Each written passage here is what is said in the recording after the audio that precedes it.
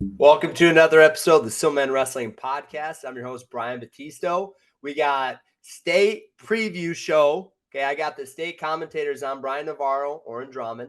Okay, we're ready to just talk state tournament, best tournament of the year, everybody's favorite tournament. So excited to have these guys on and do a little preview show. Excited to talk about some wrestling. Hope you guys enjoy the show. All right, guys, I just started recording. I'm pretty fired up for this weekend. It's going to be fun. The brackets for pre-brackets came out today. I don't know. I kind of just want to do some softball questions first. Like, let's just talk about like what are something that we're looking forward to coming this weekend that's maybe not totally wrestling related. Like, what are we excited about coming up with this tournament? I'm excited to see my boys. I mean, I haven't seen you guys. I haven't seen the Cal State Bakersfield wrestlers. I haven't seen like anybody, even the RB wrestlers, probably in over a year, probably since state last year. So I'm excited to see everybody. I totally agree. Oren and I obviously, we get the best seat in the house for the whole state finals, being able to call that and broadcast it for NFHS and then the simulcast on Flow. So, I'm looking forward to seeing Oren for sure. But the pageantry is always good. Forget about the wrestling stuff, but to be in that arena and to see all the fans and, it's always good to see the brass too. Whether you look at all the Hall of Famers coming out holding their signs for the weight classes, for the finals, for the Parade of Champions. But yeah, no doubt to see the camaraderie. I know I've seen you a couple times, Brian, obviously down here at us at Battle, but up at Doc B and being able to do those things and see you guys throughout the year. But yeah, it's always good to see good friends and the people that you've met through wrestling over the last 10 20 years to all be gathered there for the sport that we love. It's awesome. Yeah, being on the floor is fun. I really like being on that coaches platform where it's literally just the coaches, and there's always like we're talking about our wrestlers, we're talking about who we have to wrestle, but then we're also maybe we don't have the best seat in the house, quote unquote, like we're commentating, but we do get to like watch and then talk about other people's wrestling, So I think being around those guys, especially like former teammates. Guys that, I've just been interacting with at tournaments for however long now. Yeah, it's going to be fun. This is by far the best and my most favorite tournament of the year, just for that reason alone by itself. But the wrestling part's fun. Looking at some of these brackets, like before maybe we get into the nitty gritty, is there anybody that really stands out or that you're like really excited to watch? When did Daniel Zepeda drop back down to 138s? That's what I want to know, because he was at 50s all year, and I didn't think it was the best decision for him, but to me, he's good enough. He's a guy who stood out to me last year in the finals. I really wish he got to wrestle Aiden Valencia, but he didn't. But just watching him wrestle, I didn't really know who he was before that, but he impressed me. And now, kind of going through the brackets, I see him at 138. I obviously didn't pay too close attention to Masters this year, but I'm like, the guy's looking to win himself another title for sure. Do you remember Flo's post on Instagram and everything about the toughest weight classes in the country? Yeah. And California 150? It was literally the day after. And ironically, on the last time, Brian, we were on, we were kind of talking about him but he went down 2 weight classes. So it was like, all right, at who's number one kind of had that, but you hit the nail on the head, Warren. Like Zepeda being down, I don't know. I can't wait to see the Merrill Sahakian rematch if they get there. But that's my wheelhouse right there. But When's the last time they wrestled? Because I saw that on the bracket and I didn't know if they had wrestled. Was it who's number one or was it another big tournament? Doc B, that's what it was. Okay. And what was the final score? Do we remember? 2-1 or 1-0, 2-1. Oh, wow. Yeah, something like that. I mean, is there anyone else in that weight class you see beating those guys? Because I really don't. I mean, your boy Brian Stanley. Dude, I love Adam Stanley. I love the way that he wrestles. He just wrestles carefree. I don't know, like the way I've seen him match up with Buchanan, Bryson Harrington. Harrington just like stays in position and just doesn't give Stanley anything. And that's really hard for Stanley's style, just carefree, going big moves, arm spin, head and arm, fat man But roll they're on bottom, opposite. not shaming his body in any way. But talking about his style, right? When he matches up against Cody Merrill, who's technically very sound, very strong position wrestler. If they make it to the semis, I don't know. And then on the other end, you have Bryson Harrington, who's just this big strong kid. I think Sahakian is just a little more athletic, got a little more gas. I think it's going to be Sahaki and Merrill in the final. I don't really see another way to go about it other than those two guys. Yeah, I mean, I think so too. I haven't seen Bryson wrestle, but honestly, Buchanan trains their guys perfectly for the end of the year. Normally, in the last few years, they've been the top dogs. I'd be interested to see that match because my guess is they're going to say, hey, keep it close and score if you can. Maybe go to ultimate tiebreaker, something like that, give them an actual chance. But I know Sahakian's going to come in hot. I know both him and Merrill are probably going to score a lot of points this weekend. A lot of pins, in my opinion. I think that quarterfinal matchup's really good in that weight bracket too. Farha, I got to see Farha and Harrington wrestle when I called the Buchanan Poway duel for Mat Scouts for Willie Saylor, and Harrington pinned him. But that was kind of a throw attempt from Farha. But Farha looked good in the San Diego section from what I saw on Flow, and then on NFHS. But also, that's that quarterfinal matchup. Can Farha beat? He's going to get Stanley. So if he beats Stanley, well, now you got Farha, Merrill.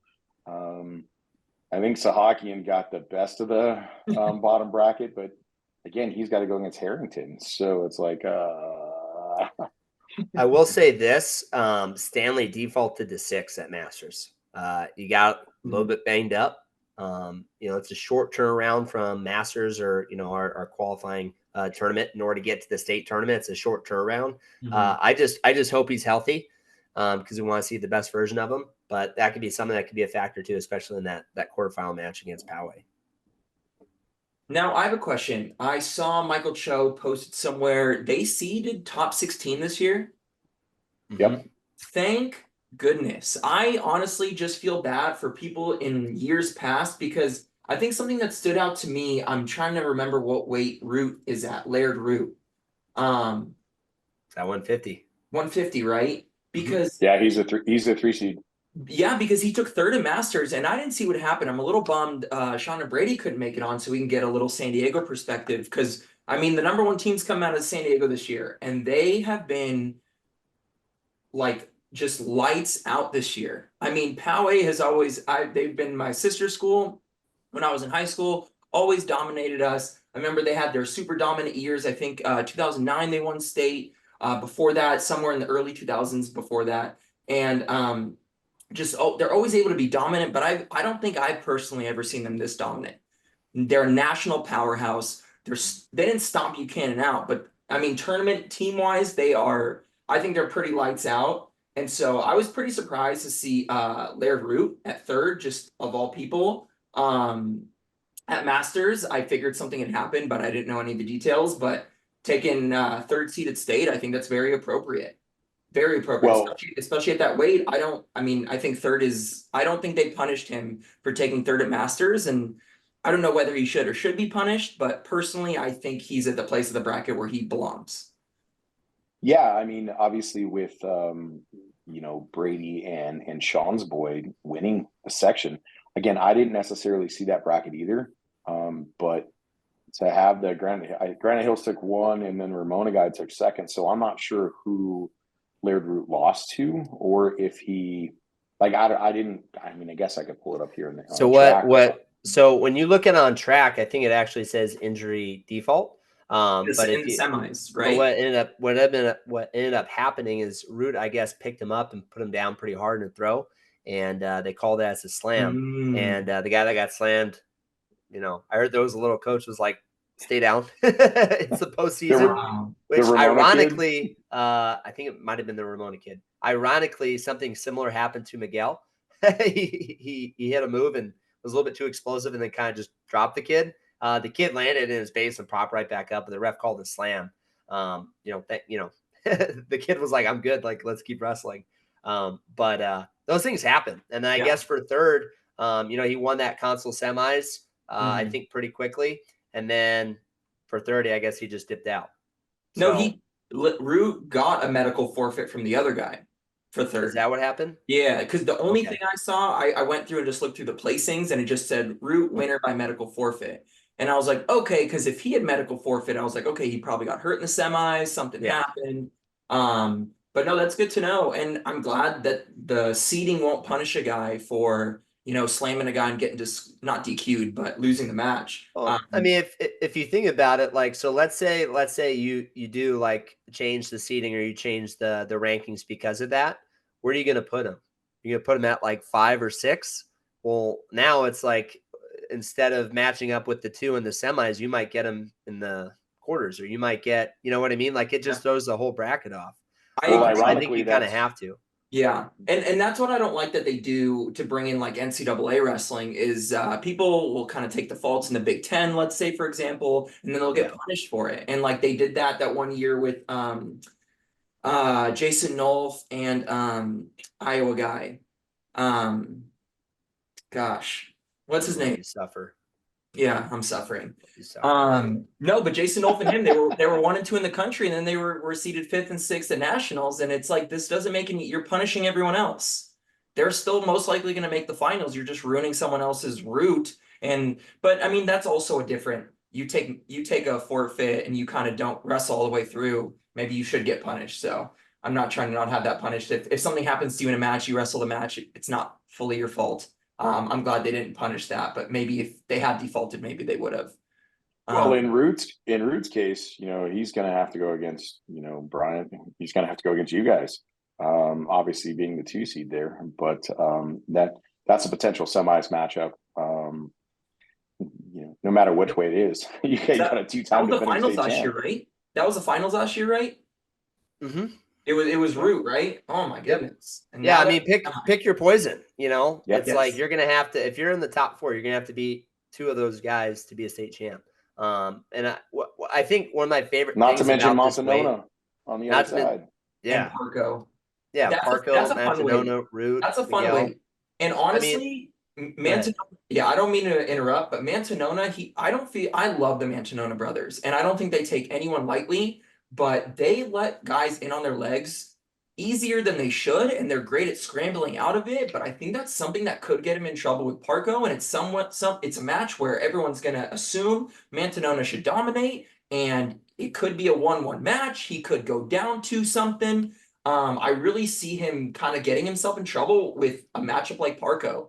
Honestly, I think Estrada and Parco are the 2 hardest matchups for him. I think Root's an amazing wrestler, but I think just matchup wise, style wise, I think those would be the 2 hardest matchups for him. And so I'm excited for that. Man, that semi is going to be, both sides is going to be fun if we get 1-4 and 2-3. It's going to be a lot of fun. I mean, as a fan, how do you not get excited for this? Yeah. It's like you got some of the best wrestling, not just in the state, but in the country. And all these guys, Division I commits. So this might not be the last time they wrestle either. Yep. Exactly. Well, I know on the selfish side of it, being on the mat and calling those semis here in a couple of days with Oren on one mat and me on the other, or whatever we're going to do, however we're going to do that announcing stuff. But whether it's Montanona and the rematch between him and Parco, I mean, it was a 1-0 match last time. Okay. And then, Estrada and Root, a rematch of last year's state finals. It's going to be, again, the best seat in the house. Selfishly, we're having a good time watching it. But let me ask you guys this: how do you guys pick? Like, do you just like pick a table and then just whatever they get assigned happens? Yeah. Well, last year, I was like, Brian, where am I going? You tell me, because honestly, there isn't a bad one to choose. There really isn't. I get half the semifinals. I'm like, cool. I'm gonna get some sick matches. And last year, God, there were some crazy matches, like right off the bat too. Your Barbosa match last year was intense. Yeah. Oh my goodness. It wouldn't be a state turn. It's gonna be. I'll say this: it's gonna be weird next year. I mean, it might change, but not being an overtime Miguel Estrada match is going to be weird. Because I already have that feeling in my gut, just like it's kind of excitement, but also like kind of like frustration, dude. Because when he is on, he is so good. Like he is so tough. When he keeps everything moving in the tie up, when he gets to your legs, he is so dang strong. It's so hard to score on. I just want him to just have fun and just let it rip. And that's, I mean, honestly, like, you know, he's got some pretty good other coaches that are helping him out. Like Franciati is a pretty technical wizard, and so is Kraft, his club coach from D-Throne. When I interact with him, I'm like, dude, just have fun, just enjoy it, just have fun, you know. But man, he's a freaking beast, and I really just with all these guys, I hope they just let it go and just compete. Back to answering your question on the production side of it, you know, obviously with K&D kind of running it, and they're running the production side, me being part of them. Oren's right. It's, you know, they're going to have those 4 semis kind of floating around in the center there, and girls and boys still going at it. But, you know, last year I looked at them all, hey, what mat do you want? You want the near side or the far side? And we got little mics there, and we put them up on our lapel, and we got the camera guys, and we just sit down and we call the matches. So we're obviously getting half of the semis on each mat, and it's the luck of the draw. It's really whatever is going to get thrown out from the whatever mat assignment is, you know, whatever comes up next. And you might have both at 150 back to back, or you might have, you know, one at a different weight and another weight. But either way.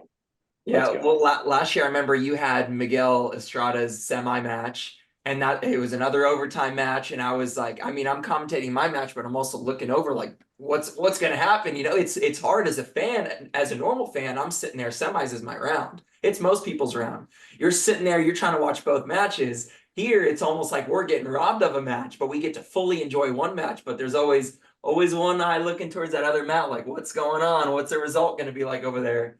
But half the time it's like, man, I don't even know what happened over there unless something crazy happens. You look over, but I mean, I'm already getting giddy just thinking about it. It's like we go state and then Big Tens and then NCAAs, and it's just it's the best time in sports. I gotta say, for me at least, I love and it. I think the next weight up is even more intriguing. 57s. You know, with Barbosa and Contino. Again, we're assuming if the seats hold true. Back up a second. I'm going to challenge you, Brian. Do you know who Christopher Creason is? Sure. Yeah. Dude, he pinned Bo Priest in the semis last weekend. And then he pinned Leo Contino in the finals. Dude, the kid is explosive. He's young. He's only a sophomore. Oh, wow. I think was in Virginia last year at maybe some kind of prep school, came back.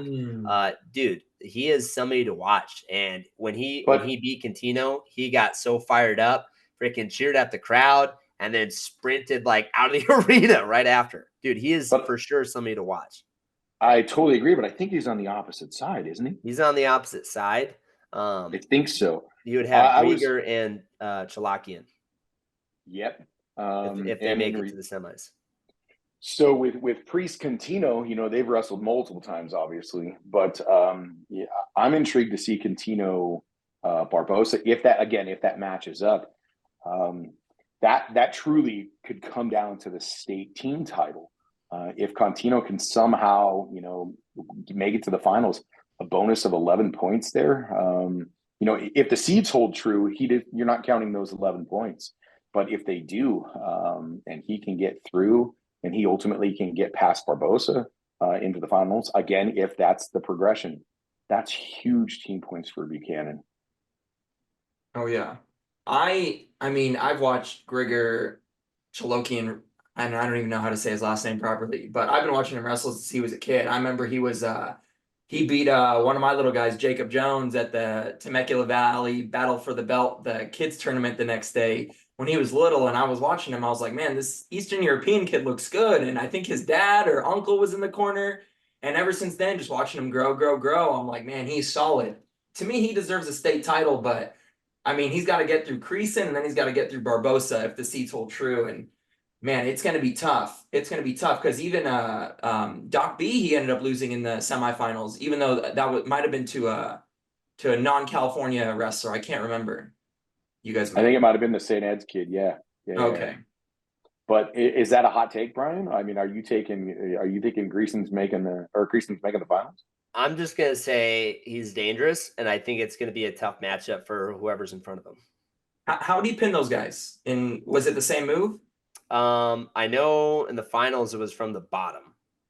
He just was explosive off the whistle and just basically just turned in and was able to split Contino's legs and hold him on his back. Whoa.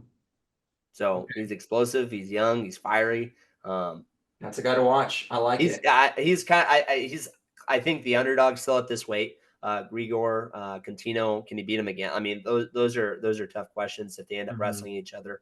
Barbosa again. But one of my favorite things about watching Barbosa wrestle is he's very, I think, tactful, I would say. Knows how to really pick his spots and doesn't really put himself in too much danger. And I think he's generally hard to score on. And I think I feel like he's got some length to him. It's going to be really hard, I think, to finish some of your takedowns on him. I don't know. I think this is probably one of my favorite weights to watch. Yeah, for sure. The other weight that's really fun to watch, it was kind of what happened, this last weekend, calling Quintero, and then him ultimately losing in that bracket. He lost to Carrillo, the kid from St. John Bosco. Now you look at okay, you got Murillo as a state finalist. You've got Quintero, a state champ, state finalist. You've got Carrillo, who ultimately just beat him. So looking at 20s is another weight class that is just so stacked. It's not to mention you got Ronnie Ramirez, the number 1 seed again, out of Walnut. So 20s is loaded too. Top 4 in 20s is just really the returning state champ, 2-time finalist is the 4 seed. You're okay.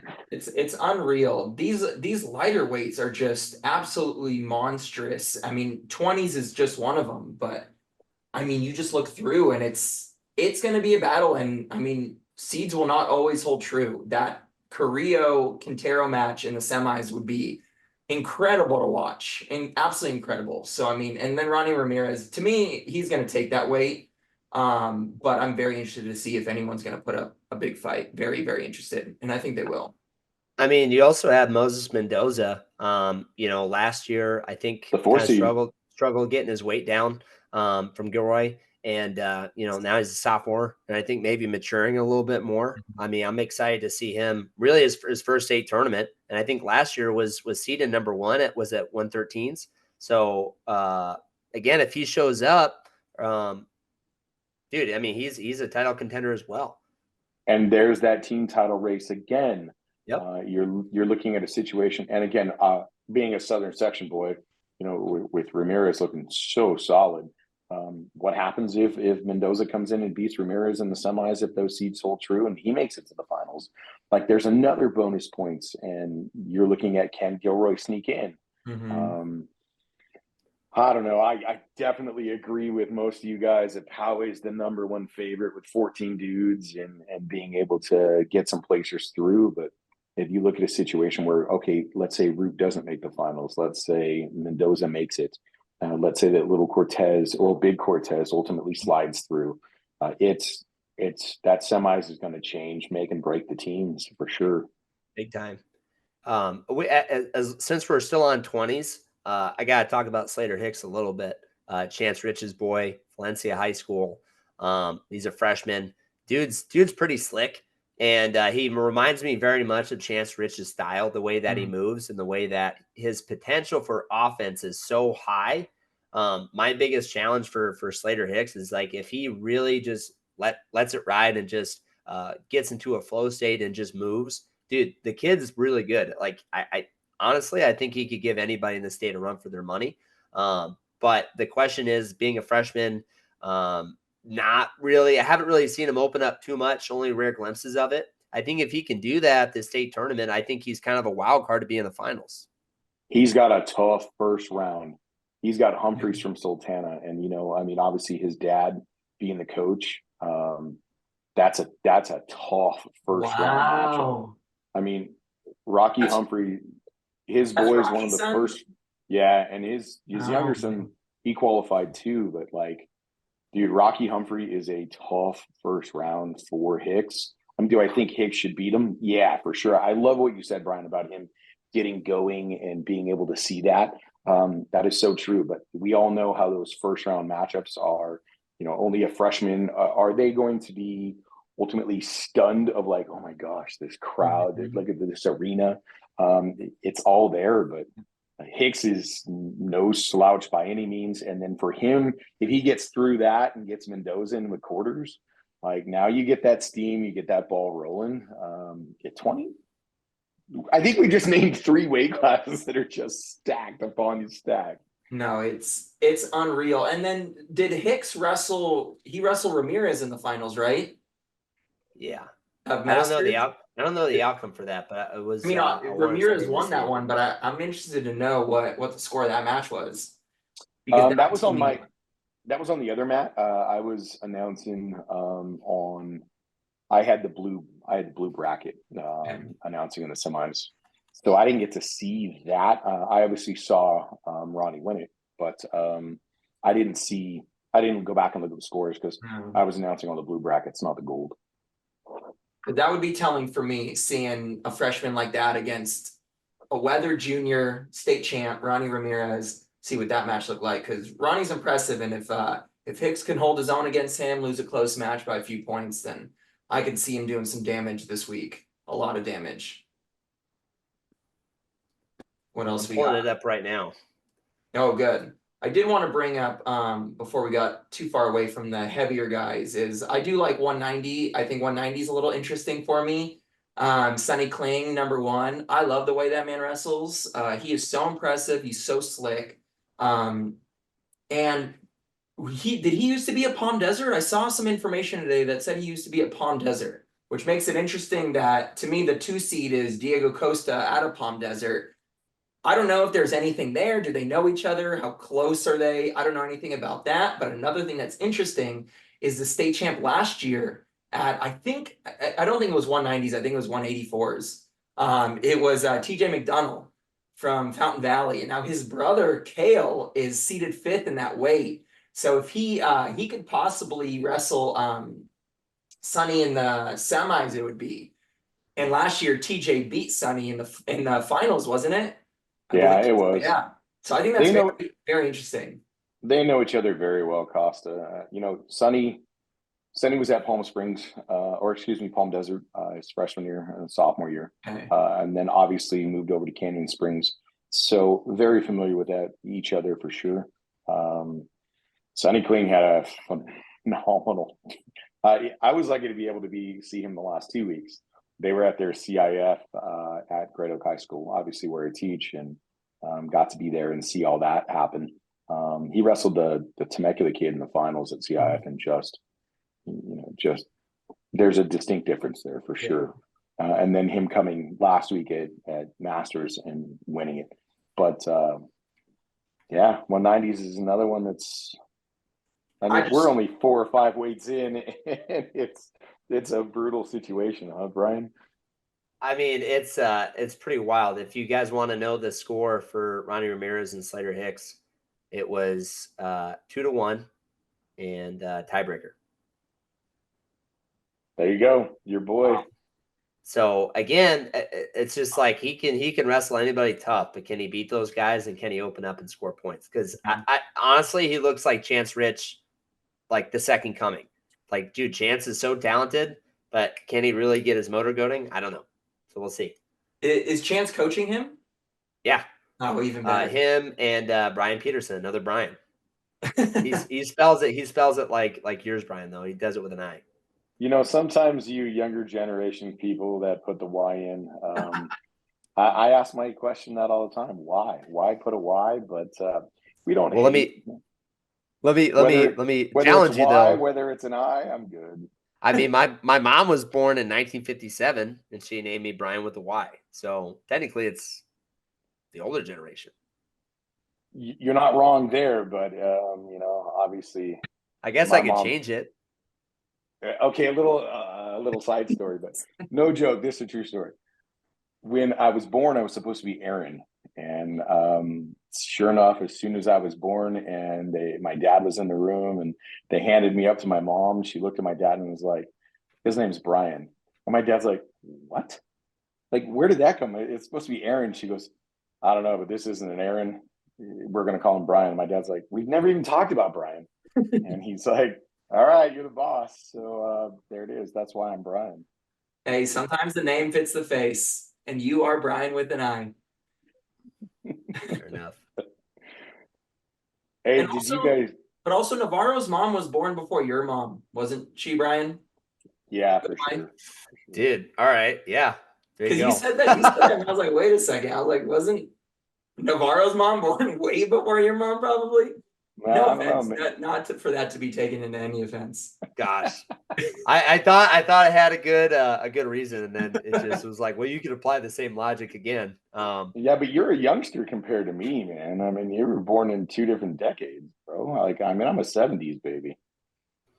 I'm 89 right here. Barely squeaked into the 80s. 25 Youngst- days in the 80s. Youngsters. Hey, did you, So Brian? You were up there. You saw it. I obviously watched on Flow, but to see Woodward go against Garza again, yeah. like, did you see that match? Uh-huh. So It's did close you see every what time. did you see what Go ahead. Garza did at the very end? They got a little when he freaking hovered over them and He stood up mean and mugged him a looked little at bit. him, and I didn't think it was egregious. Obviously, I was watching on film, but I thought it was a situation of like, hey, listen, like we've been 1-1, 2-1, and then now he comes back and he wins it in the section championship, and he just gave that stare over him and was like, I'm not going anywhere, man. And then ironically, now they got another chance to wrestle each other possibly in the semis for a berth to the state finals. I saw that and I was like, Garza just standing over him, and there was no push, there was no demeanor. It just that look on his face of like, I'm here and I'm not going anywhere, and I beat you. I beat you this last time. So, but The week before, like there was a little bit of some physical stuff happening at the end that almost cost a point and would have possibly switched it. I mean they're rivals. They've been wrestling each other probably for a good while. Woodward was a backup to Zinkin last year, so this is going to be his first state tournament as well. I will say this, dude. We had Garza on his back in the dang semis, and we couldn't finish him off. But I think I don't know. I will say this. I think both the Clovis coaching staff and the Buchanan coaching staff are very good coaches, and they're very good at making adjustments. Yeah. So my thing is all right. Woodward got the first one, then Garza, and then now it's what's going to happen with this next one. Can Buchanan make those adjustments? I don't know. Both those guys are very capable of taking each other down and riding each other. They're very good on top. And I think, a little bit, I'll just say this, a little bit young on bottom, struggling in certain positions. And I think a big part of this state tournament is when you put the bright lights on somebody, how are they going to respond, right? How are you going to put them in that moment and how are they going to react? If they end up holding through, because Friday, if you're in the championship, Friday, it's only quarterfinals. So you're weighing in, you're kind of sitting around all day. Then you have the quarterfinals and then you're done. And then Saturday morning, you have the semis, right? So my thing is how are these young guys, being high seeds, how are they going to be able to wrestle? Especially at 106, like looking at 106 for me is kind of like looking at 125s for college in a lot of respects. Yeah. Like lots of upsets, and everybody can beat everybody else. I mean, I think we see that with Arseni. I think it's his birthday today or yesterday or something. But Kikanu, he's a young freshman. Can he hold true to his seed? He's obviously wrestled in some big matches. The Hall of Fame duels out in Oklahoma, the duel against Buchanan. He's definitely a seasoned vet as a freshman. But you're absolutely right. I love your comparison on 125s. How many different number one seeds are we going to have? And anybody can beat anybody along the way. That's amazing. I will say this. I actually think Birmingham is probably one of the better guys, and I think he's the 6th seed. Yeah, Yeah, he won Battle for the Belt, and now Kikanu was up a weight class there. He was at 13s, but yeah, I mean, he can throw. Jimmy Medeiros, they know what they're doing for your boy. We gotta go side point here. Jimmy Medeiros is probably one of the best dressed coaches at state last year. There was I want to say he had like some kind of velvet suit, maybe. Was But it the that's something blue that velour? I think so. He had So like his big old rings on him. he wore that just at the LA section CIF, and he's so talented, man, and I love him to death. He's never done me wrong. It's not like he blocked my parking spot with a bus or anything like that, but That's not his fault. That's the bus driver's fault. 100%. But no, I mean, as Leakian is just, he's nails too. And those boys, again, what a great pull there. All those guys, even like Hariki Hunter, I think he's the 8 or the 7 in that weight class. He's the 7. Mm-hmm. Like, dude, that guy, in Fountain Valley, right down the street from me, well, up the street from me, but like that kid's tough. I mean, that weight class is just loaded, and it's a lot of underclassmen. You don't see too many seniors in that lineup, but that's what I love about 106. It's usually freshmen, it's usually younger guys. It's let's see what the cream of the crop looks like coming up, because half these guys are gonna be 13s, 20s, 26s, 32s. The other ones are just gonna get huge 50s, 60s, and above eventually. And I feel like these two lighter weights, 106, 113, kind of start off with younger guys and end up filling up a lot of the other weight classes as they get older. I love Edwin Sierra from Poway at 113s. I think he's an absolute stud, and he's a senior too. And I've watched him for a few years now. I hope he can get it done, because I like him. I'm a fan. Hey, don't tell Brady or Sean that. I won't. Again. But what was that? Do you guys know what that match was like at Masters? Because I mean, I know it was 5-0. Wow. I'm almost positive. I had it up just a second ago, but wow. I think against again, I'm looking it up right now, but I thought it was 5-0. And I'm sure this week they're going to be making adjustments. And honestly, that's the most important part is, okay, what can we take from that match, and how can we figure this guy out? How can we, one, keep him from scoring on us? And Buchanan Clovis, what do? Keep it close. Keep it close. I got 4-1. It was 4-1 Edwin Sierra. 4-1? Yeah. Well, I mean, Abrams solid. He's a vet too. Very solid. And I mean, Poway's always had some sort of, little glitch in the tank over the last couple of years. I think we talked about it last time about being the bridesmaid. I don't foresee it coming through again this time. And they're so loaded, dude. But Sierra Klein in the semis, possible. What a match. And I mean, honestly, team race, to me, Poway's taking it no matter what. And I see Gilroy sneaking through and taking second. I do. Last couple of years, I felt like they would have won it already. I mean, they have such strong individuals. It might just be about putting a full team together, but I see. Are you counting out Buchanan? Not counting them out, but I think Gilroy's going to outperform Buchanan.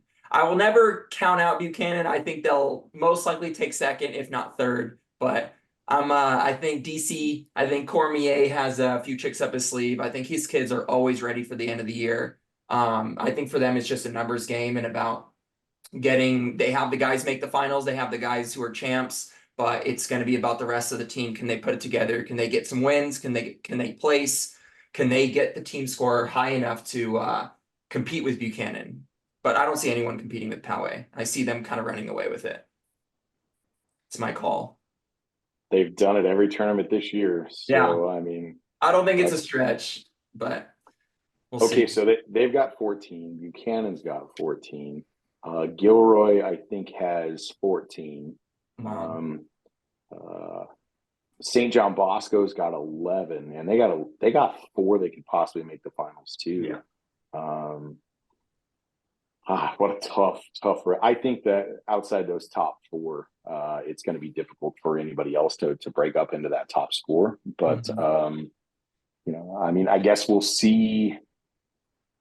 Quarters obviously going to distance a few people, but of course that semis match and you know how that rolls along the way. But I think Clovis is a distant fifth, like a big distance fifth away. With I think Bosco, if they can get those four guys, Joseph's just wrestling so tough. Yeah. And now Carrillo making it, you know, that you didn't see there. There's another 11 points if he makes the finals. Don't count out Bosco. I mean, I know I'm a Southern Section homer, but obviously the irony here is that Oren, you've always been kind of a San Diego boy. Obviously, I'm Southern, and then we got Central with Brian. I guess we could have gone in Central Coast and found some Gilroy guy, but well, I wrestled in that area, Central Coast. But I mean, for me, I think this is a 3-horse race for top 3. I think what St. John Bosco can do, and Palm Desert and Clovis has some good guys still, and even BHS. I think what they can do is ruin it for some of these other teams, right? Especially at some of these weights. I mean, that's going to be, I think, honestly, a big determining factor, and ultimately who's going to take home the title. So which really could come down to 13s. I mean, if we're looking at, again, if seeds hold true and we're looking at Rock, we're looking at Zinkin and him ultimately having to wrestle Wilcox from St. John Bosco, like, okay, well, that's a 22-point swing, not talking any bonus there. If Wilcox can beat Zinkin and make it, like, okay, that's damaging to Buchanan, but uplifting to St. John Bosco, and then vice versa. You know, the winner of those heads up, again, assuming that they make it. Team implications, right, in the semis, at like 5 or 6 of the weight classes they're going to match up, whether it's going to be Poway, Gilroy, Poway, Buchanan, whether it's going to be Gilroy, St. John Bosco. That's where the cream rises to the top. Oh, absolutely. So we're looking top 3 as in no particular order: Poway, Buchanan, Gilroy, most likely. And then the next 3, most likely in no particular order. Would it be Palm Desert, Clovis, John Bosco? I think Bakersfield, Clovis, St. John Bosco. Okay. And then Palm Desert after that? Yeah, I think Bakersfield's got a little bit. You think Bakersfield's going to get 4th? No, I'm saying he was talking about the top 4th, 5th, or 6th. The 3s and 3s. So obviously, if we're looking at Poway, Buchanan, Gilroy, the top 3, that next tier, in no particular order, whether you're looking at Bakersfield, Clovis, and who am I blanking? Bosco. Yeah. I mean, it'll be interesting to see how Bakersfield wrestles at the state. My only thing, and I've seen this from a lot of their guys, they don't really have a lot of pop right now. Like, they don't really have a lot of running through people and running through positions. And it looks like they have some injuries too. I mean, that's my only thing.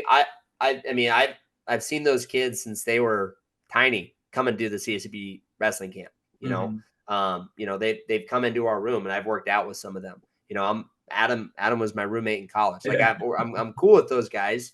And, you know, obviously I want them to do well because they obviously represent Bakersfield and they represent our town.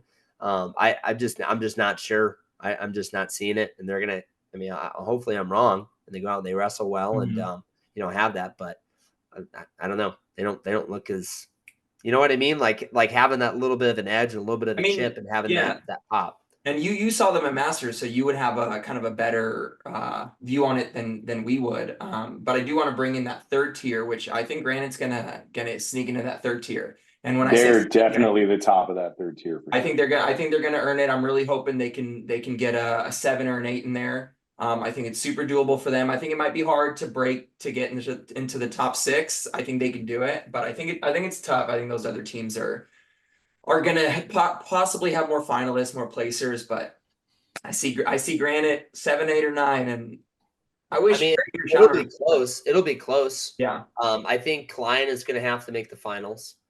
You're gonna have to Guffey's gonna have to make the finals and get some Guffey has to bonuses win on it. the way. Guffey has to win it. They have a few other guys like Swatos. So, Swatos is gonna have to get on the Yeah. podium. And then there's a couple other like Blumenglog. Blumenglog's tough. Kid's an athlete. He's strong. He's a super nice kid. I mean, they have some kids that can do it. It's just Yeah. they have to go do it. You know what I mean? So there's potential. Which leads back to, what are they, 7 or I think they're the 8-time defending. Like Buchanan's got horses. Like, I mean, obviously Gavin Botter's a returning finalist, switching schools. We'd already talked about Contino and a little bit of Rockland, but, you look at a guy like Paris Ruiz. I mean, he takes second at Central? Yes. Yeah, Let me look at it. I forgot who he lost to. He's going to score some points, but I was thoroughly impressed by 2 guys watching, obviously calling the Buchanan Clovis and Buchanan Poway, but like Branson John, you look at him placing, and then you look at the kids that can come back and take 3rd and 4th, all those extra points underneath, like a Brock Kitchen, or I don't know if Frost can get in the top 4, but that kid's all those guys, man. What's the old phrase? In order to beat the champ, you got to knock out the champ. To be a guy, you got to beat the guy. Can Poway do it? I really think they can, but Troy's got some few veteran savvy guys there. I mean, CJ Huerta's wrestling really well. I was able to watch some of those the other night coming home.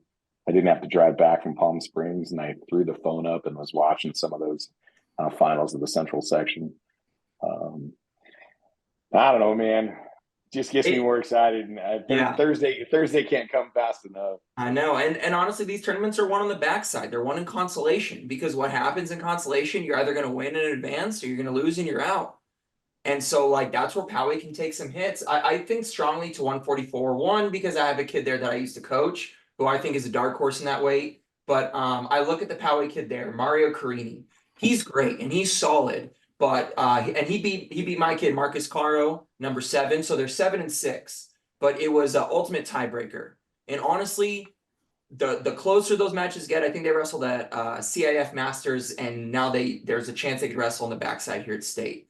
And for me, a guy like Marcus Caro, he was a state placer last year, 7th or 8th, and it's just a personal dark horse for me. But I think he's going to be a placer, and I think he's going to be top 6. Last year we had a similar kid, a little bit lower, Brandon Eusebio, who was also 7th or 8th, maybe even 9th ranked, and he ended up taking 3rd.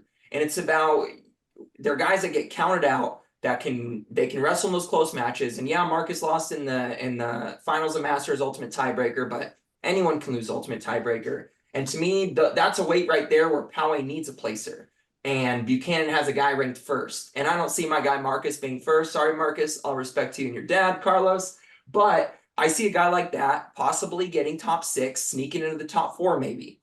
Finals, probably not. He'd have to beat Moses Mirabel from Gilroy. And Gilroy, they're a team that peaks at the end of the year. So personally, I see that most likely a loss in the quarters on Friday night. But that's going to be both Caro and Carini Saturday morning wrestling in the blood round. They could either be wrestling each other, they could be wrestling someone else. And, that's what adds the team points, is the teams that aren't even in the team race taking out people who, really are counting on guys to score points.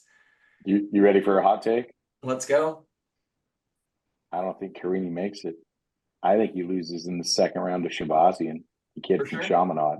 Now, Shabazian lost in the finals last week, but they match up totally different, like 2 different styles. And again, Carini's he's a good kid, love him to death, but I don't know. I saw Shabazian wrestle really, really well over the last couple weeks. That would be my dark horse. I think he's the 11th seed, right? Yep. You guys got practice. Yeah, I think he beats Carini in the 2nd round and moves on. But again, that's now you're cross bracketing, and now ultimately, does Carini have to go against somebody else in the blood round before he gets to Caro? I don't know. I mean, we're all speculating, but no, it's great. It's great because this is exactly what you need to think of, because I mean, the back end really just determines when you lose. So if they lose when they're supposed to lose, yes, they won't wrestle each other probably until the Kanto quarters. Or I believe so. Kanto quarters, somewhere around there. But Carini loses second round, Caro loses in the quarters, they might wrestle in the blood round that next day. And I mean, ultimate tiebreaker last match, who knows who's going to win it this time, but that's team points for Poway that they're counting on. All right, Brian, I'll put the question to you. Do you normally every year we've got somebody outside the top 4 seeds that that really make the state finals? Do you see anybody outside the top 4 making the state finals? I mean, just off a hand, not necessarily going through off each a individual hand. bracket. I mean, there's a couple kids that I think are pretty tough. They're capable. Like CJ Huerta is ranked 7th or seeded 7th. He would have to beat Nathan Carrillo. I mean, that'd be pretty tough. We're saying make the finals. Dang. I don't know, man. I think at a lot of these weights, except maybe for 106, there's a lot of clear cut guys. I think other than maybe just since I'm talking about 106, Birmingham, or now I'm blanking on his name, Henry Asiklian. I mean, he's seeded 6th. I mean, he's a potential guy that could, I mean, he could be like Woodward. I'm not sure if they've even wrestled. You know what I mean? No. There's potential that he could beat him. So I guess him. To answer your long-winded answer to answer your question. I mean, I think back to obviously, I look at Merrill and him coming as a freshman, being able to make it, and with his brother obviously going up a weight class to heavies. I think of that match of like, okay, here's some theoretically unseeded out of the top 4 making the finals. Normally, we'll see that in some heavyweight division. Yeah, but I don't see anybody beating the top 3. 106 is always crazy, but yeah. No, you're right, Brian. I mean, that's usually where it happens is heavyweight. Heavyweight usually is a crapshoot. It's anyone's game for the most part, but there are certain years where it's not, and this year it's definitely not. To me, it's Merrill Sahakian, and if not, it's going to be Stanley or Harrington replacing one of them. But I don't see those 2 losing. I don't see that top 4 not making it. Maybe Farha, maybe with Poway's roll, and they're starting to roll there in the semis, and next thing you know, you're like, okay, here's a quarterfinal matchup, and that ball and that steam's going. Maybe Farha can get through, but if they do, I mean, that's only going to solidify Poway's title if Farha can get through the finals. But man, I do think now that I'm actually really looking at it, 165, David Alonso. He's the fifth seed, I think. He would have to wrestle if they hold true to the quarters. He'd have to a rematch with the Etowanda kid, Evan Manzo, and they had a close match. It was 6-3, but Alonso was the 1 seed coming into that tournament, and he's a gamer. Like I've watched him wrestle before a couple different times. I believe he's committed to Cal Baptist. I mean, he's a potential guy. Like honestly, if I'm gonna pick somebody that's going to potentially make the finals, that's outside of the top 4, it's probably a 5th or 6th seed. That's what I would imagine. For sure. But do you think he's got a chance against Guffey? To me, this is Guffey's year, and I'm not trying to be a homer for Granite Hills or anything. But I've watched Guffey for a long time now, and always hoping he was going to make the jump. Always had really tough matchups, but to me, this is his year. I mean, obviously, Antonio Joseph, the other top seed, kind of standing in his way, but looking at his top of the bracket, I don't see anyone who can. I mean, not like they can't touch him, but I don't see anyone who's going to be able to beat him in a 6-minute match. I mean, Brody Johnson's scrappy. I mean, if the seeds hold, he'd have to wrestle him. Yeah, I don't know. Guffey's tough, man. He's scrappy, and he's a competitor. Like, I mean, that's probably his best, attribute as a wrestler. He is a straight competitor. And I think Antonio had him beat at Doc B. I thought he was more physical and the better wrestler that day, but at the end, Guffey pulls it out. I don't know, 1 and 2. Granite Hills, let's go. I'm rooting for him. He's gonna get his this year. You guys got to do some, Brian. You guys got to do some interviews at state in a back room, and ultimately embed it in your post state podcast. But yeah, I mean, I think it's cool how everybody's got their own little dark horses, and then you got your rooting. Do you root for, Poway or somebody else to take down the champ, and get something fresh in there? I'm sure we're all thinking that. Do you root for the, defending 8-time champs and, look at Troy? Okay, great. Are we rooting for Miguel because, we got a good little connection with you? Great. Are we really looking? Are we going to watch a lot of Granite Hills matches because of the friendships that we've made over the last couple of years? We just want to see good wrestling for sure. But yeah, I'm sure inside there's always a little bit of a, hey, yeah, I'm rooting for that guy. Oh yeah. Yeah, big time. When do you guys get into town? Friday night. Yeah. You're just coming Friday. Just so you won't even be here for the quarters. You're just gonna come in. Yeah, I might try to leave here as early as I can. I don't think I'll make the quarters. I think it's a little bit too long of a drive, but basically just Saturday. Work's a little crazy and that kind of stuff. But I'm excited, man. Saturday's always a fun day. I love the quarters. That's it's a hard round for me to miss, but my wife's not gonna be with me in the car, so I'll get the little cell phone on there, and she's been yelling at me. I was trying to watch the NWCA All-Star Duel, and I just had to listen to it the whole time. I was looking down, I was like, Truex took him down. I was like, really? Kick guys in? But I couldn't watch it. But this time I'll be watching the quarters. I'll just have to flip from mat to mat. Hey, don't tell Brian that too much. He's getting married here real soon, and obviously for you, Oren, welcome to fatherhood as well. But I'm getting in on early Wednesday because obviously helping produce it and set it all up. We're there probably, I don't know, 10 a.m. on Wednesday, setting up all the tables and the gear, the cameras, all that kind of stuff, and then I'm there obviously late on Saturday. We normally have to wait for the podium to finish to be able to bring in all our gear. But I'll be there.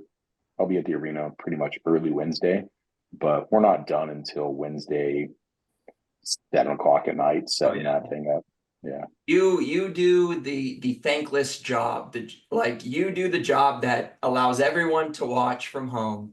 And I've only done it a couple of years for state, but I used to do it for Flow, and it's the job where you only get complaints, but it's almost like, well, you're welcome, everyone in the world who gets to watch this from home.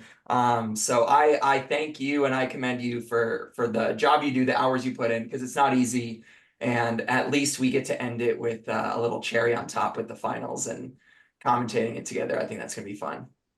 You've obviously done it, and you worked for Flow for a long time, or you did.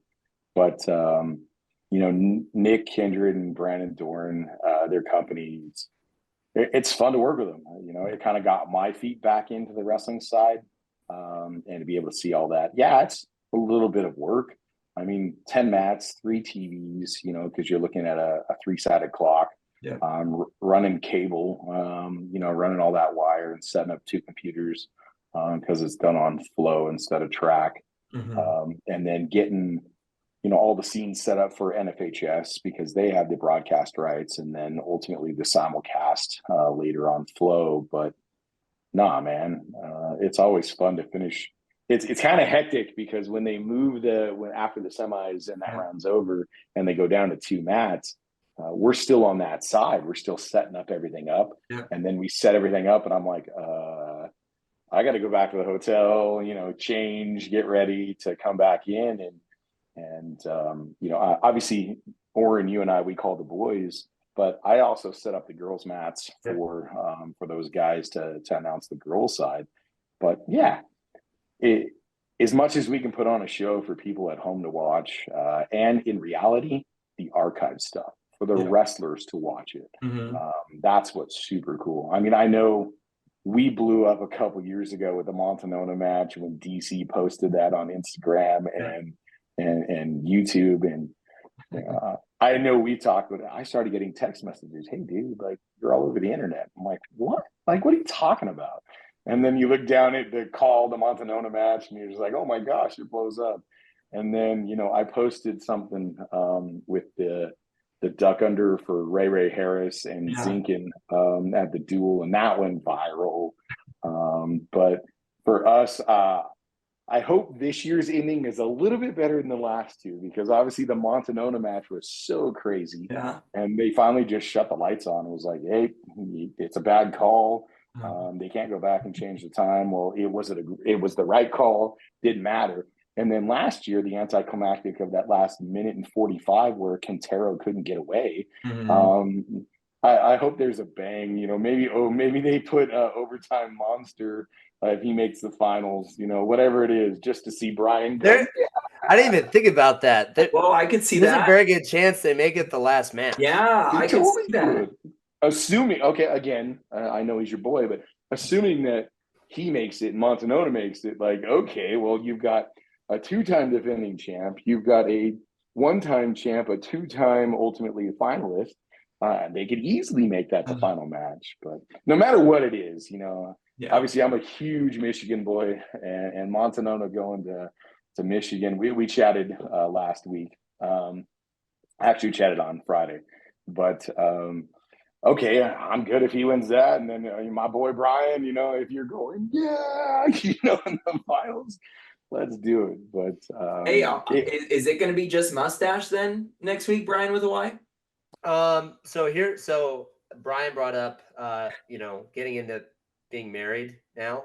I'm almost there. But Emma would like me to have a full beard for the wedding, and it does take a little bit of time to get that in the right spot.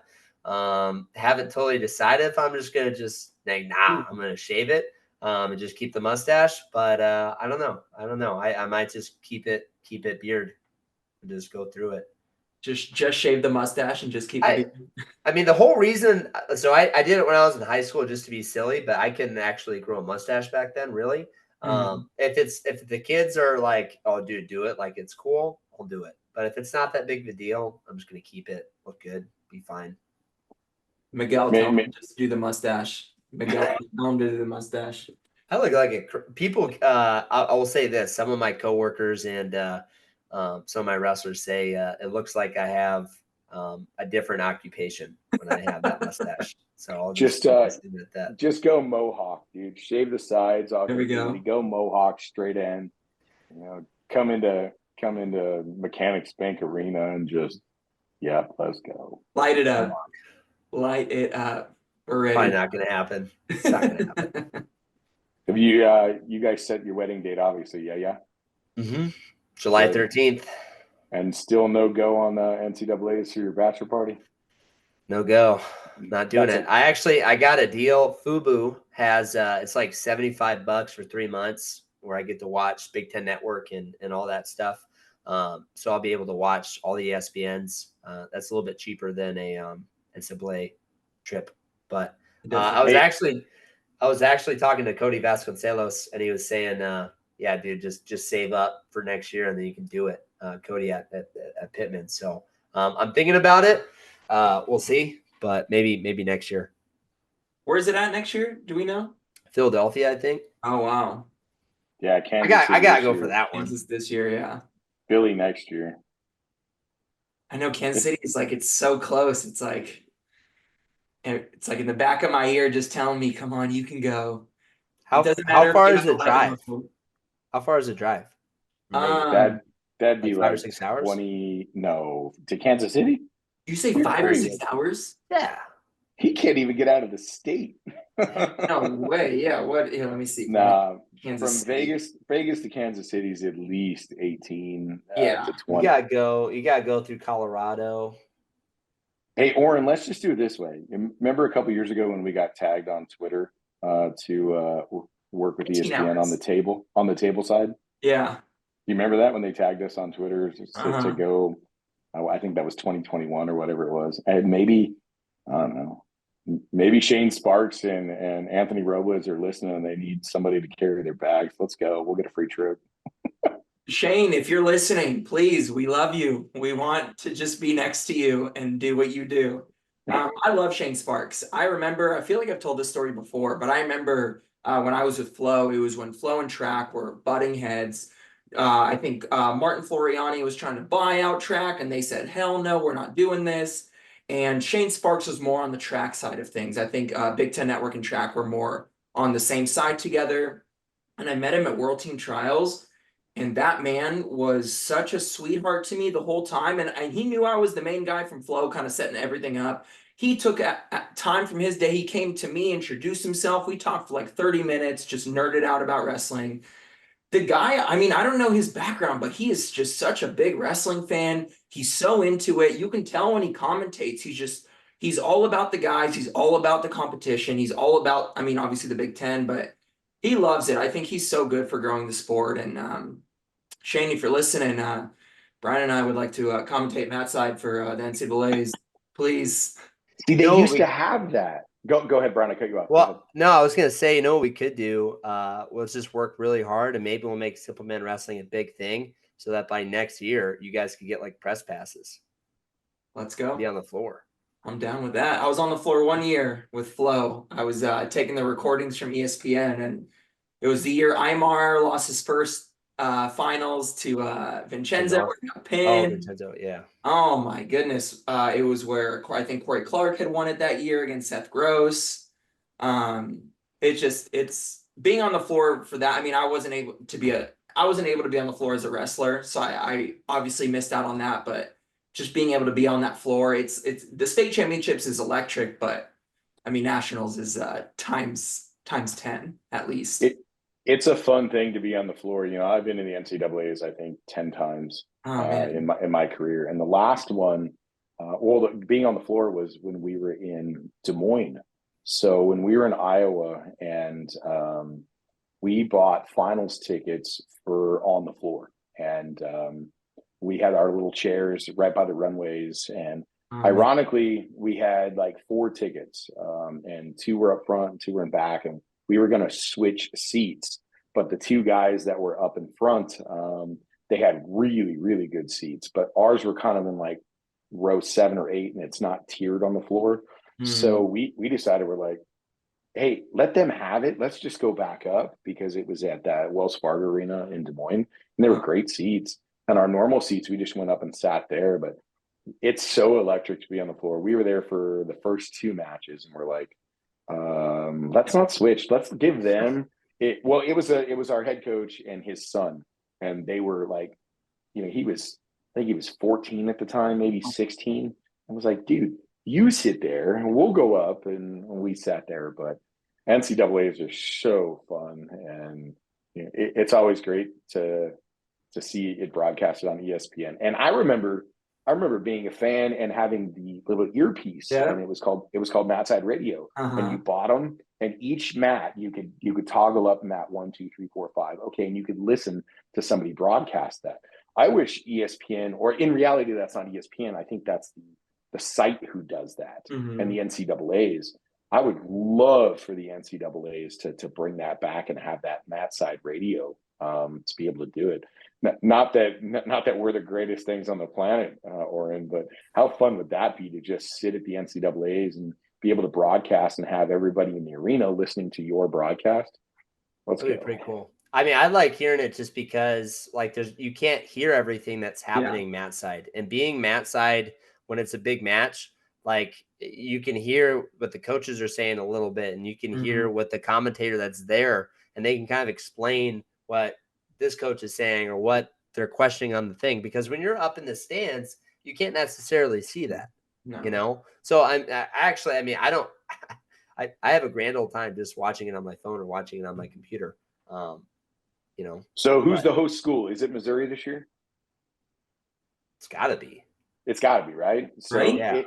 If it's Missouri, maybe in your Instagram post, your Facebook post, or your YouTube post, or even Spotify, tag Askren, and he's still got some pull in Missouri, doesn't he?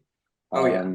Maybe especially with O'Toole being in all right, I'm game. I could look at the wife and say, hey, listen, March 14th. Like, we're gonna go out to Kansas City and sit on the mat and be able to call a match. But I think that's the NCAA's decision to do mat side radio and You're not. right. But yeah, because it's definitely not ESPN. It's got to be a local broadcast, and they're running that through a radio transmitter and a different frequency. But Yeah. yeah, And so this is bringing it back to the California State Tournament. This is what I love about the California State Tournament because it's almost exactly modeled after the NCAA tournament. The way they position the mats, the way they normally run the tournament, it's a little bit different. Obviously, it's high school and same size brackets, but you combine the girls and the boys, the schedule has to be a bit different. But to me, it's the same electric environment. Maybe not as electric because it's just different levels, but it's basically the same thing. It's the greatest show on 10 mats. I love it. The kids perform regardless. You see incredible wrestling. And yeah, give us a call. Just let us know if we can participate. Just bringing it back to that as well. We would love to participate. Well, hey guys, it's been a little bit over an hour. I still gotta eat dinner. I still gotta shower because I'm pretty gross actually from practice still. But I want to give you guys the final word. What's again just something that you're looking forward to this weekend? Anything you want to talk about state tournament before we end it? Last thing for me, I'm excited to see the college coaches there.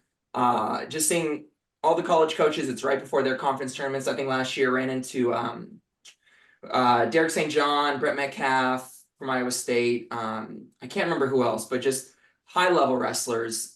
You know that they're there for a reason. I've seen people talk about, especially this year, it's better to split up the state tournament. It's better for the teams. It's better for the wrestlers. I understand that, but there's nothing like this. There really isn't. New Jersey State Championships is great. They also have one champ, but there's nothing like the California State Tournament. There's nothing like the environment. There's nothing like the people. And I hope it never changes. And I'm excited to see you guys, and I'm excited to see the wrestling. It's gonna be fun. Brian, I totally agree on the college coaches as well. I remember a couple years ago seeing Zeke, trying to recruit some kids, and I really am looking forward to seeing all the nationally ranked kids, and both on the girl side too. I mean, Duda is an amazing wrestler. She can wrestle.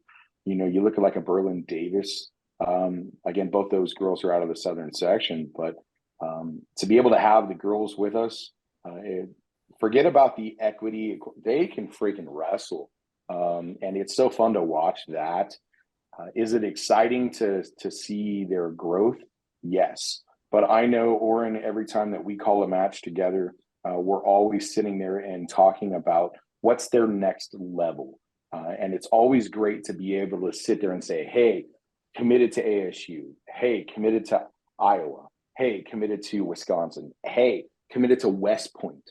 And there's such a huge diversity of kids using this sport and our favorite moments to further their education at the college level. So I was so happy when you said to see the college coaches, because the sport is ultimately taking those kids and they're utilizing that at the next level. And, I look at the kids that are going to the NAIA or going to Division II, or even the JC route. That's my favorite part of state, is to be able to look at where those guys are going and how that this sport and all the hard work is going to pay off for them educationally. That's my favorite part of state. Not to mention, being able to call the finals with you, get to see you again. I think we're on round 3, Oren, of doing it together, but it's making new friends. I remember, Brian, when we first met, over the years, and then seeing you at Dockby and then coming back down. And then I remember watching your podcast, and you're like, someone had talked about, me calling the match, and you're like, oh yeah, it's my buddy Brian. Yeah. So meeting new people, I know when we were at the Iowa CBU duel, to be able to have a conversation with you and to see Brady and Sean, and, you get to meet all these people, but to watch you meet these college coaches to have on this podcast, the growth of wrestling, phenomenal. So even though you said you want to go take a shower, I kind of hijacked you here at the end, but I appreciate you having us on and doing a pre-state kind of podcast. Hopefully there's a post-state one, and if you ever want to pick our brains, feel free to get back with us. But I can't wait to see you guys this weekend, and hopefully everybody has safe travels and everybody stays healthy. You guys are awesome. I appreciate you both for being on the show, and yeah, I'll see you guys in person this weekend. For sure, buddy. Thanks so much for everything. Let's do it. Appreciate you. All right, I gotta calm down. Too fired up. All right, guys. Go take a shower and have some dinner. All right, sounds good. Drive safe, Oren. Thank you. You too.